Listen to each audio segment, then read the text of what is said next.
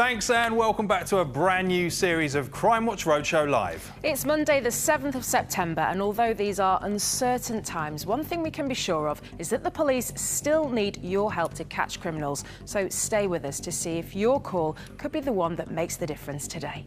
This is Crimewatch Roadshow Live.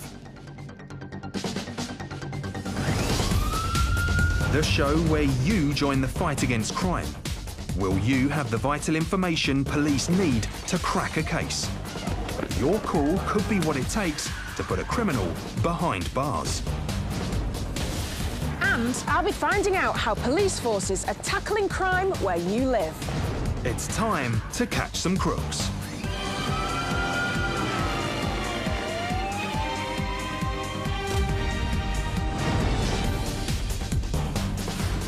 Hello and welcome to the programme which tackles the crimes that matter where you live. With me in the studio is Michelle Ackley. It's good to be here, Rav, and great to be back for a brand new series. Now, over the next 3 weeks, we'll be bringing you the very latest police appeals, news and some incredible stories from the teams on the front lines who are making a huge difference in getting their communities through some tough times. And although they're not here in the studio with us because of social distancing, rest assured our teams are still manning the phone lines this morning, waiting to see if you can help the police crack unsolved crimes from around the UK. So let's see what's coming up today. A father knifed to death by an intruder. Today, his daughter makes an emotional plea for answers. He was the person I loved the most in my life. I think if the person responsible was caught, it would be like closure in a way. The ruthless carjacking gang who targeted a pregnant woman. And they risk their lives to protect us, but what happens to officers when they are injured in the line of duty? We go behind the scenes at the UK's oldest police rehabilitation centre. The job of a police officer can be really mentally and physically demanding, so having a dedicated resource like this is hugely important. Stay with us for all that and more. Also with us this morning and across the next 3 weeks is our new roving reporter and fellow former police officer John Paul Davis. Let's find out what he's got in store for us today. And John Paul, welcome to the programme. Oh, thanks very much for the welcome, both. It's really good to be with you. And over the course of the next 3 weeks, I'll be bringing you stories from the length and breadth of the UK, from behind the cordon appeals to those policing heroes going the extra mile for their communities. And we're starting here in Staffordshire. And whilst it might look like a tranquil scene this morning, back in June, it was anything but. Join me later to find out why. First, though, this morning, detectives in Merseyside are asking for your help with a tragic murder. 10 years ago, chef and devoted dad Colin Hughes was killed in Liverpool. Today, his daughter is making a direct appeal to anyone who can help police finally get justice for her father.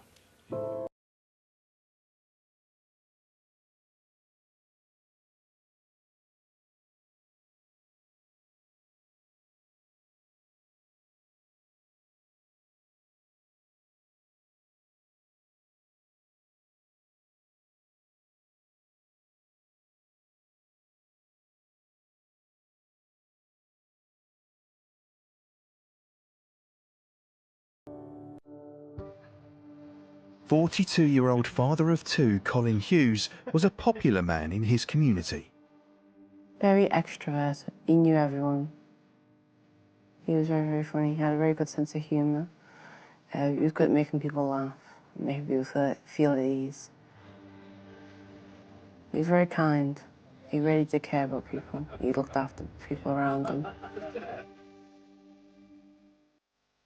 He worked as a chef in a local pub called the Old Swan, which was locally known as the White House, and he'd worked there for some time, so he was really well known. He loved working in the pub. He loved cooking. He was very, very good at it.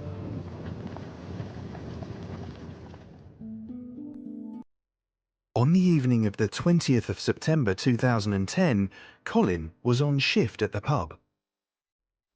He'd been working extensively all over the weekend, and about 8 p.m. he finished work. We made arrangements with his girlfriend to go home to Baden Road. It's probably less than a mile from the pub. She let him in at the rear of her house because he'd lost his keys a few days before. Not long after he arrived home, Colin went outside to speak to someone.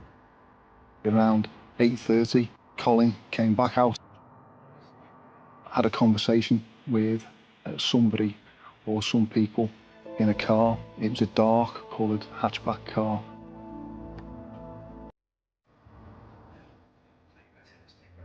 For the next few hours, Colin and his fiancée relaxed and played cards. But as they enjoyed their quiet evening together, someone was approaching the house.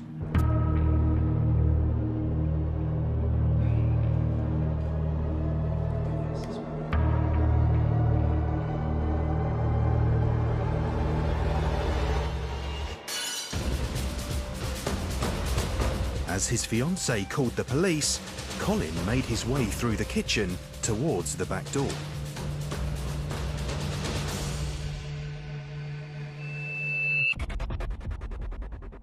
The intruder stabbed Colin and fled.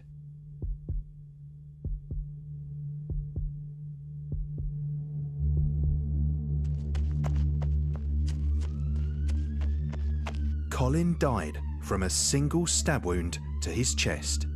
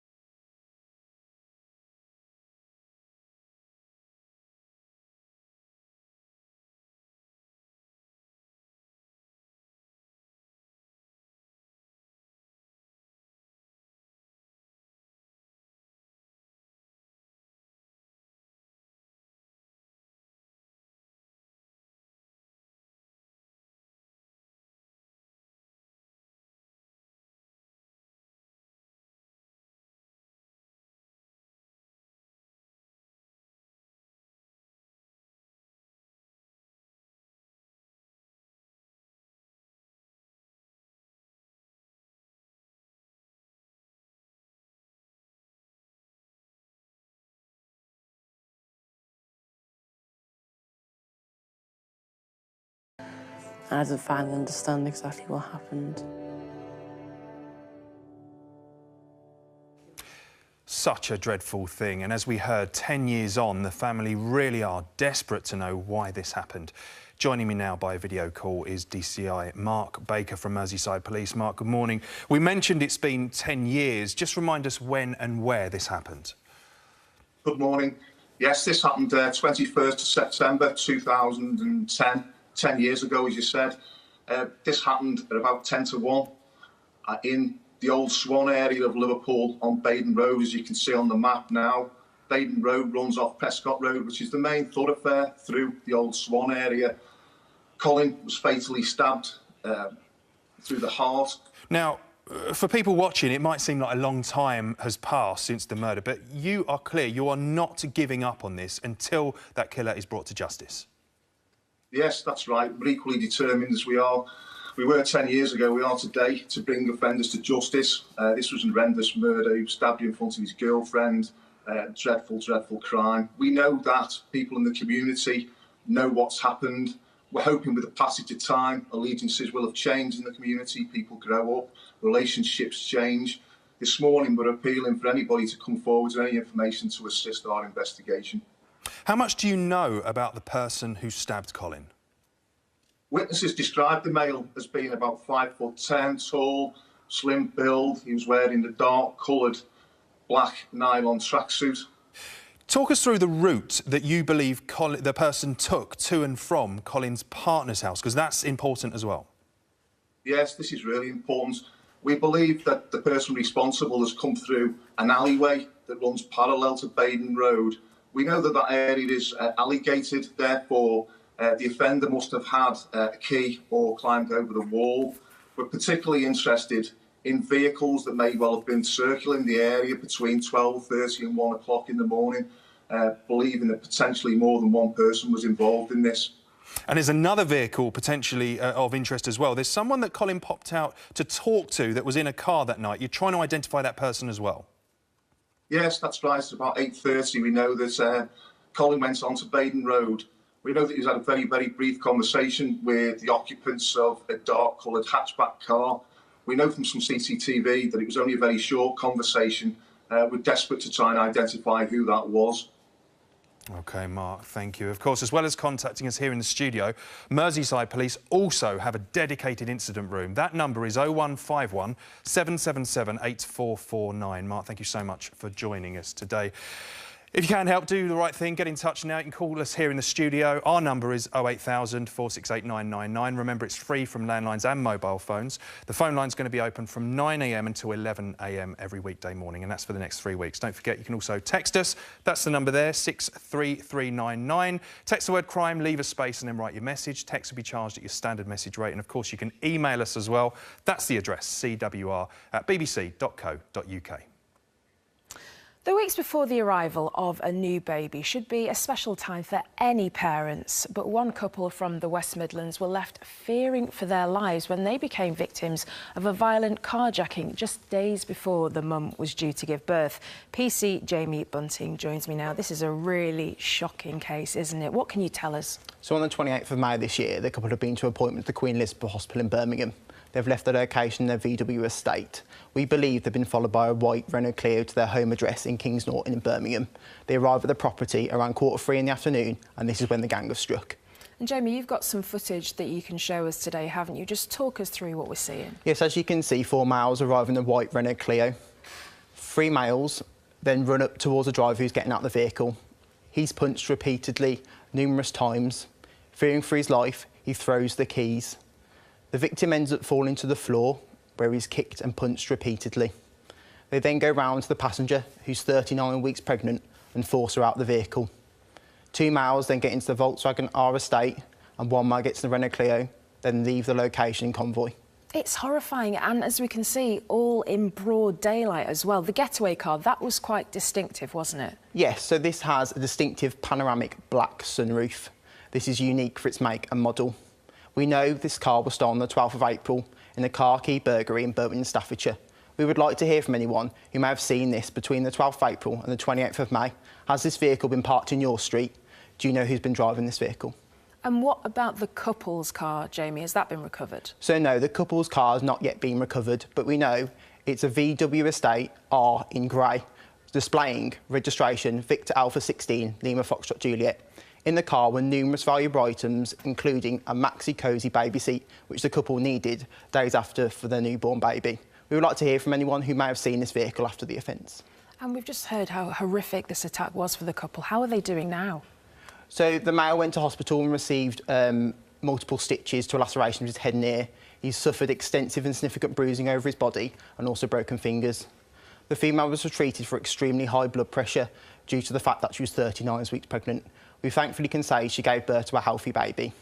We would like to hear from anyone who had seen this gang, who recognised them. This is a significant, horrific crime. Please let us know if you have any details to assist our inquiries.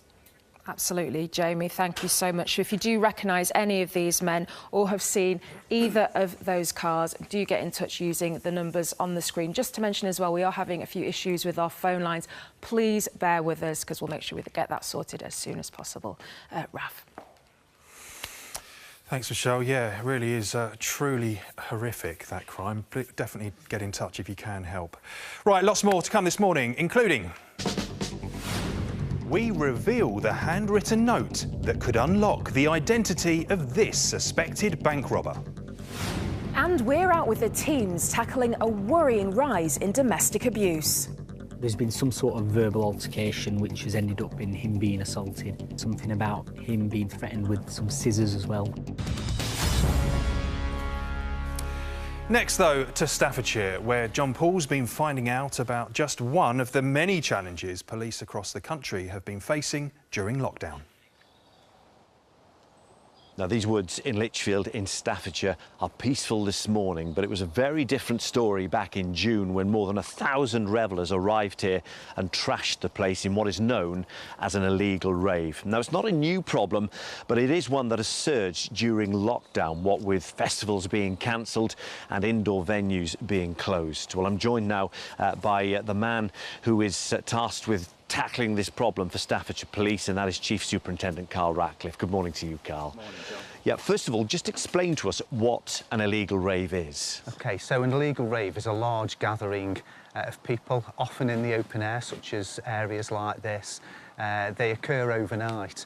And predominantly people attend for music to be played. However, they aren't fun parties, they are dangerous places to be and often arranged by organised criminality. Yeah, just describe why they are such a big problem.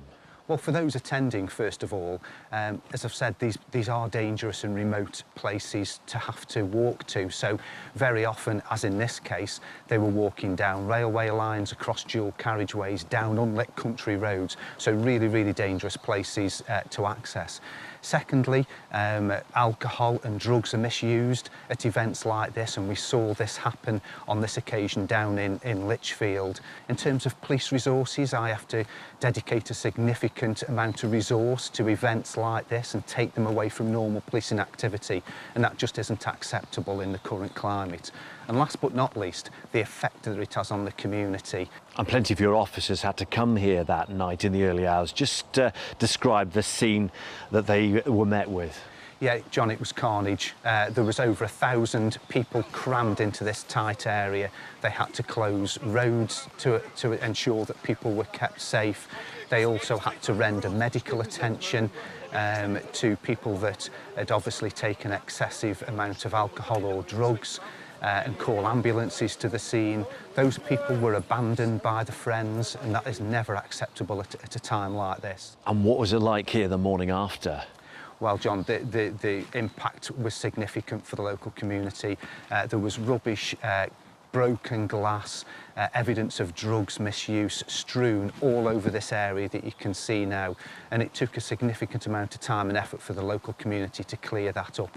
And even this morning you can still see signs of that rubbish still here, so a lot of expense and time incurred in putting it right. And yeah, an incredible scene that was met with those guys here. And I suppose it's something that the police need help to deal with. And over the last couple of weeks, we understand new legislation has been passed to do just that. That's right, and we're really grateful for that legislation because it's given us another string to the bow. So what that legislation says is that you cannot have an unplanned and unorganised event such as a rave.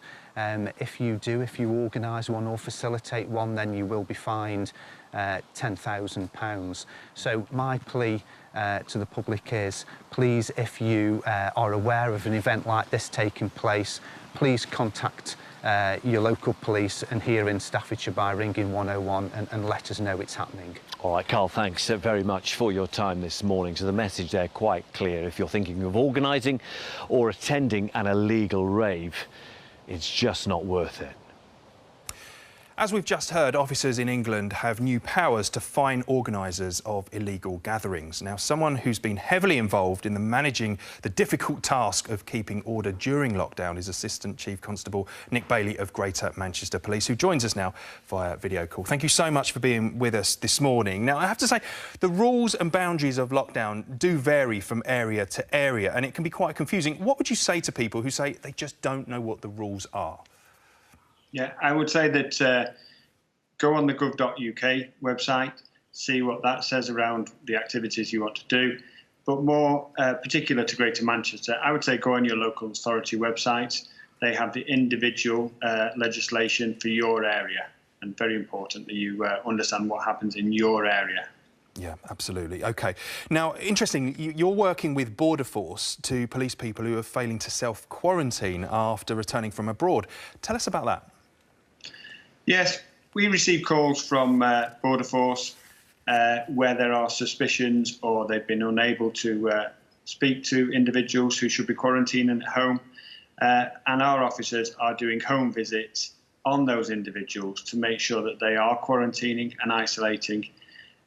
That's across Greater Manchester, so people who have arrived from those countries where the restrictions apply. Now, the pandemic has obviously put a huge amount of additional pressure on your officers. What have the toughest things been for them? Yeah, very much so. What we've seen over the last maybe 10 weeks, just short of 3 months, is that once we came out of full lockdown, how this has manifested itself for policing, we've seen the protests from Black Lives Matter, we've seen the unlicensed music events, and all of these have required additional resources on top of what is becoming normal business as usual in terms of policing. So what we've seen over the last 10 weeks is officers having rest days cancelled on weekends. We've seen mutual aid coming in from different forces across Greater Manchester, just so that we can provide the right response to the public of Greater Manchester and keep them safe during this pandemic. I know it's been incredibly tough, but if anyone is feeling frustrated with lockdown, thinking it doesn't matter to them or why should they bother, what would you say to them? Well, I'm perfectly aware, working with the local authorities, with health partners, that this infection, as it currently stands, is hitting the working population. It's infecting a younger generation. And my message to them is, actually, if you don't think it's a concern for yourself, think of what you can do for the rest of your community in terms of, understanding the rules, making sure you engage with the rules, making sure that you follow those social distancing things, washing hands, sanitising, that can keep the whole population safe. Thank you. Very, very well said. Thank you, Nick, and do please keep up the good work. Thank you. Just an update on our phone lines. They're now up and running again, so please do call if you have information on any of today's cases. The number is on your screen now. Next, we've been spending time with officers in Lancashire, where a new police operation is aiming to help victims of domestic abuse, a crime which has seen such an alarming rise during lockdown. In March, the government announced an unprecedented change to our way of life. From this evening, I must give the British people a very simple instruction. You must stay at home. But with reports of domestic abuse on the rise across the country, for some people, home was one of the most dangerous places they could be.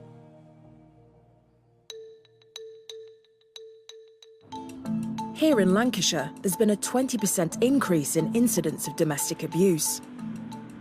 In response, police launched Operation Provide to try and support victims trapped with their abuser during lockdown. The COVID pandemic got us thinking about how we reach out to victims who may feel trapped. Immediately after the restrictions came into place, we saw a little dip, but very quickly a rise in incidents being reported to us. Under the new scheme, NHS specialists like Claire Bennett accompany officers on domestic abuse call-outs to give victims additional support. Today, she's on shift with PC Riz Darla. Yesterday, the females called and reported an assault. So we've gone round today to do a follow-up visit. When we attend with the officers, we are able to put our sort of expertise to that victim straight away. The females moved to this address after another domestic-related incident. The offender has followed her here, and there's been some sort of altercation which has gone on and it's escalated. This offender is now wanted for these assaults, so as soon as we can find him, she can return home. The victim in this case is going to receive ongoing support in terms of attending court with her, making the property secure and looking at civil orders to keep her safe. Even before lockdown, officers in Blackpool were attending an average of 19 domestic abuse call-outs every day. When I was young, we'd always come to Blackpool for a day out, and I didn't realise until I started working here, the other side of Blackpool, quite a lot of rundown areas, a lot of unemployed, homelessness. It's like a side of Blackpool I never knew existed. And it's not long before the team are off to follow up on another case, this time from a male victim. Yesterday, a male has called and saying he's been assaulted by a female, which is his partner. So we're just going to go over and just see if we can offer any more assistance. There's been some sort of verbal altercation which has ended up in him being assaulted. I think the log mentions something about him being threatened with some scissors as well. Domestic abuse charity Mankind has also seen a 35% increase of calls from men or people close to them during lockdown. He's now at a place of safety.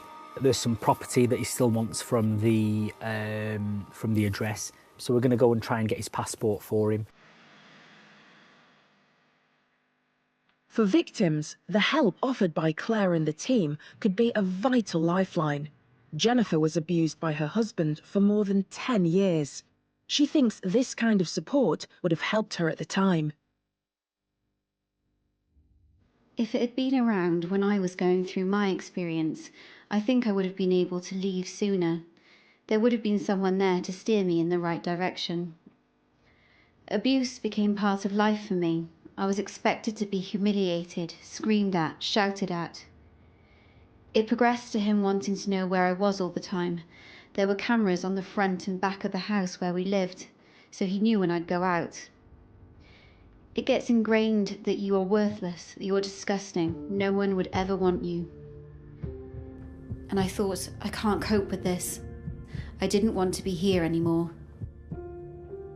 You wouldn't think, looking in the house, what was going on. Jennifer was able to escape her abuser with the help of Women's Aid here in Blackpool. The charity works closely with police on Operation Provide and also run other key services, from refuges to drop-in sessions. But the pandemic has forced them to adapt as well.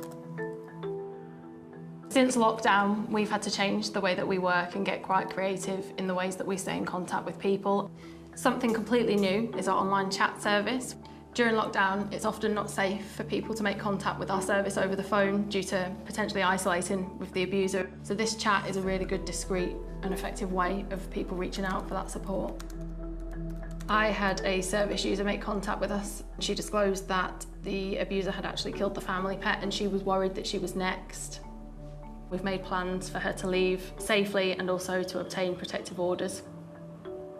There is help out there. Lots of people think that this is something that they have to deal with alone or keep behind closed doors, but that's not the case.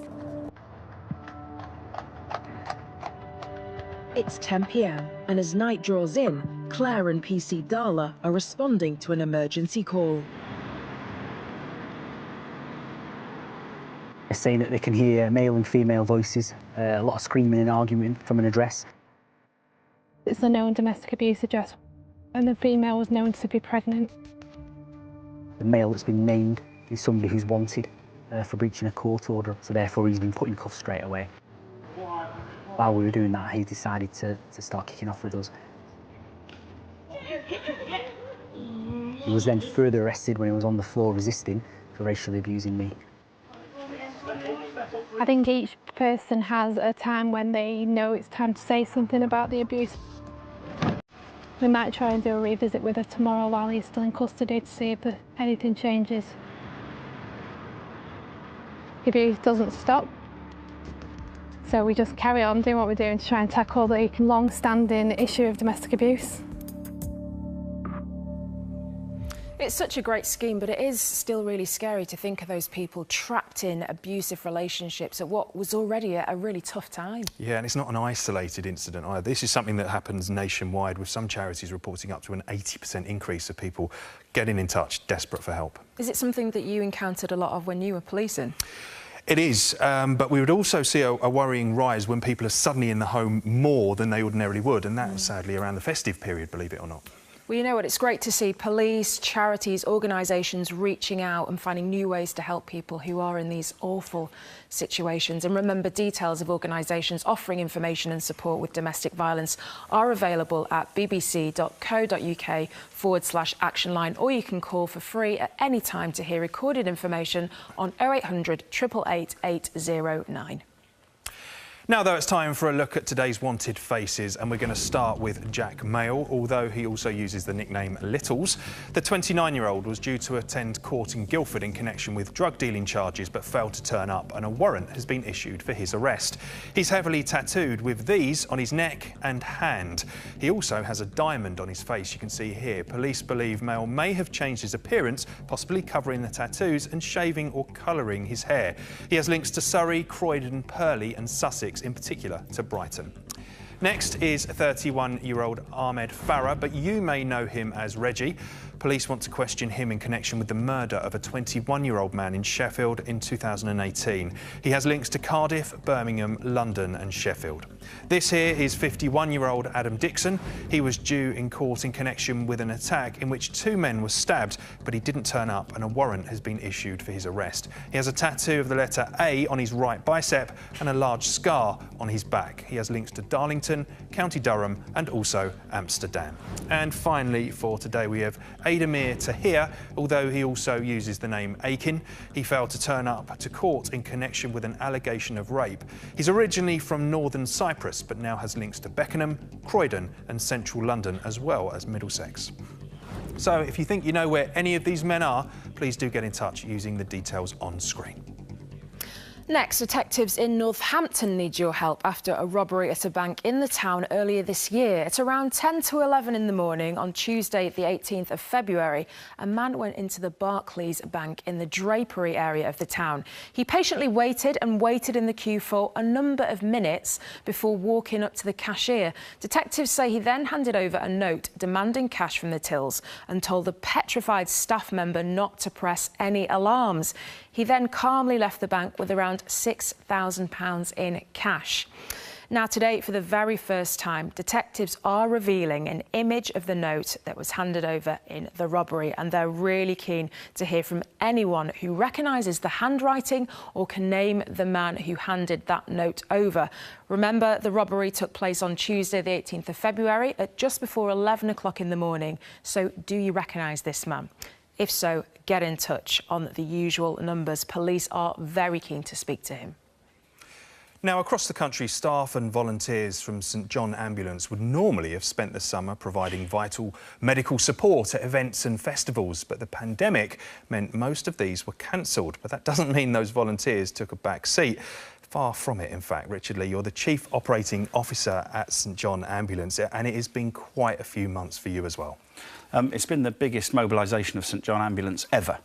Since March, we've provided almost 200,000 hours of support to the NHS in ambulances, hospitals and communities. We've thrown the entire weight and resources of the organisation behind the NHS for this period. You really, really have done such amazing work. And some of that work involves first aid training, which you've done for years and years and years. But COVID has meant some big changes. What are they? So the main change is around CPR. And making sure that we do CPR differently in a COVID-safe world. We want people to do CPR when it's needed.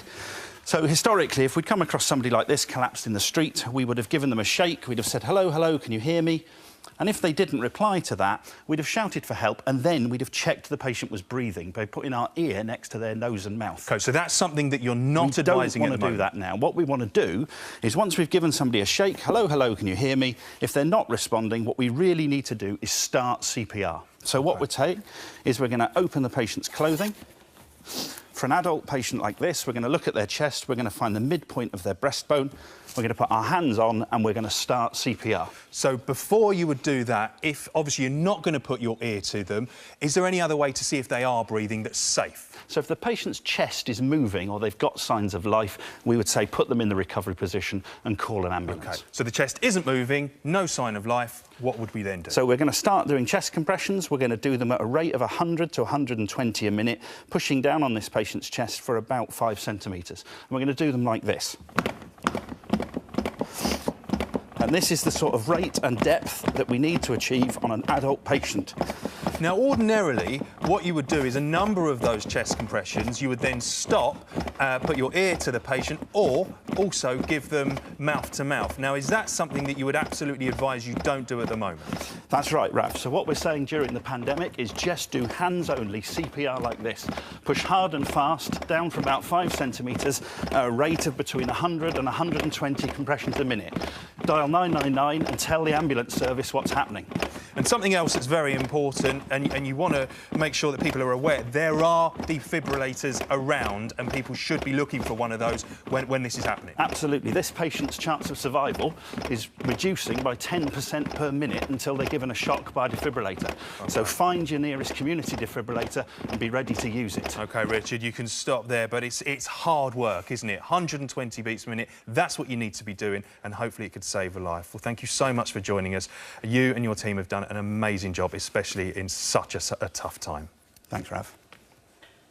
Now, of course, alongside emergency medical teams, we know that if the worst should happen, that our police forces take care of us. But who looks after them when the physical and mental demands of the job start to take their toll? Well, celebrating 130 years service this year is Police Rehabilitation Centre Flint House in Oxfordshire. And just before lockdown, we spent a day there to find out how they help keep police officers ready for whatever the job might throw at them. Being a police officer can be a tough job. When trouble flares, they often find themselves in harm's way. And any injuries can mean they're unable to continue their regular duties, putting the entire force under strain.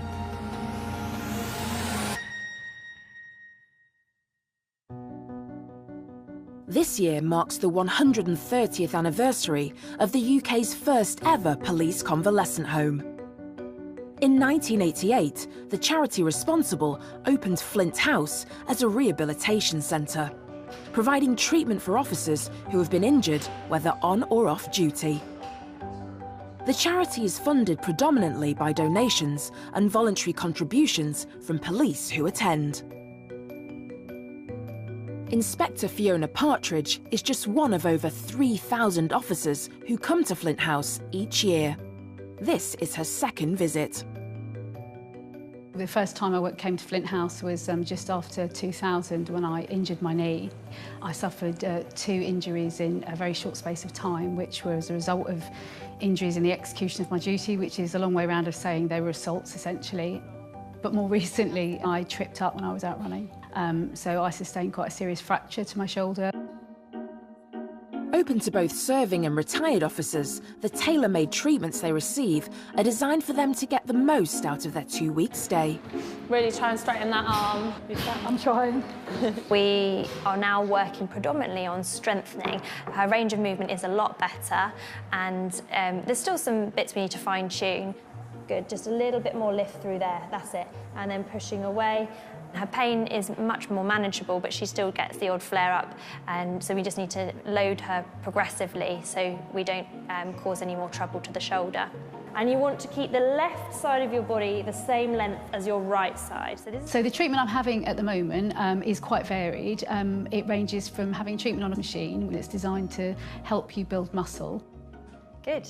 To pain relief through acupuncture. And it's not just the physical injuries that staff at Flint House helps to treat, but the mental ones too. It is fair to say that the job of a police officer can be really mentally and physically demanding. So having a dedicated resource like this is hugely important to give them the sort of intensive physiotherapy and space and time that they need to heal. Good, and swap around. We have a lot of different injuries that come through our doors. We do get some of the more serious injuries where people have been involved in perhaps accidents at work. Sometimes people that have been involved in car accidents, and they might have a number of injuries that we have to work on, so that can take a little bit longer with their rehab as well. Because you can be taken out of your home environment and the workplace for 2 whole weeks, you can achieve in that period of time far more than you would ever be able to do going to private physio at home. Having that time to heal is key to tackling officers' injuries. And the regime at Flint House allows them to completely focus on kick-starting their recovery and getting back on the beat. It's very rewarding working with patients here. The amount of progress they can make in 2 weeks is great. Yeah, it's why we do our job, really. For Fiona, she'll soon be back on duty with the Met Police. It's my last day here and I'll be going home tomorrow. I think it's fair to say I feel in a much better place than when I arrived. and, you know, I'm really glad to have had the opportunity to come here. Such important work there, and with me on video call from Flint House now is their physiotherapy manager, Ian Barron. Ian, I just want to say, first of all, thanks so much for taking the time to speak to us, because you and the team have got a busy day ahead of you, haven't you? Yeah, it's a big day for us. We've got our first patients back on site, which is really important. We had lots of different guidelines that we had to adhere to get to this point. We're not only a healthcare facility, we have to adhere to guidelines of a gym, a swimming pool, a restaurant, a bar and a hotel. So lots of different things for us to consider to get here, but we're really looking forward to it. Definitely lots to think about. So how did you and the team manage during lockdown? Well, during lockdown, we had 450 patients that we were still needing to see. 150 of those got sent home on the day of lockdown. So we felt that we had a necessity to be able to put ourselves out there. So we initially started with live YouTube classes that a rehab therapist ran, and the physio was online to answer any questions. And then we've developed that into a virtual one-to-one rehab service where we're currently treating 310 police officers virtually, as well as welcoming those that are coming today. That's fantastic. It's really thinking of new, innovative ways of working, isn't it? So 130 years on, Ian, what does the future of Flint House look like?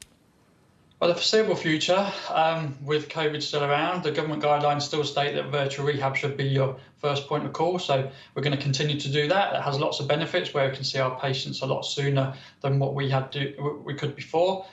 When that is no longer meeting their needs, we will then get them in to do the face-to-face rehab on site. It's really important that the police officer's job is a really tough job, and it's really important that we're there for them to look after them so that they can look after everybody else. Well, Ian, I don't want to take up too much of your time, so good luck with today and keep up the good work. Thank you. Cheers.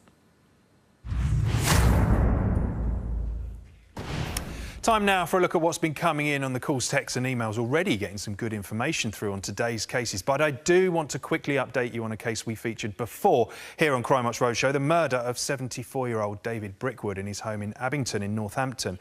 David was found stabbed and beaten in the house in the early hours of the 26th of September 2015. Well, detectives tell us that a 26-year-old man from the Forest Gate area of London was arrested and charged in connection with his death last month. They do believe a number of people were involved, though, and would like to hear from anyone who has any information on what happened that night. Michelle. But officers still need to hear from anyone with information about the murder 10 years ago of Colin Hughes. If you do have any information on that case, do get in touch. And that's all for today, but we'll be back tomorrow when I'll be in the driving seat, literally.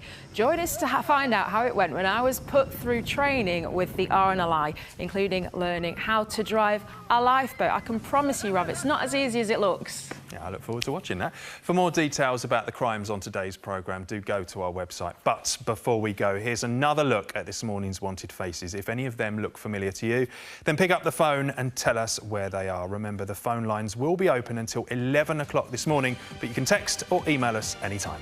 We'll be back tomorrow morning at 9:15 a.m. Until then, take care.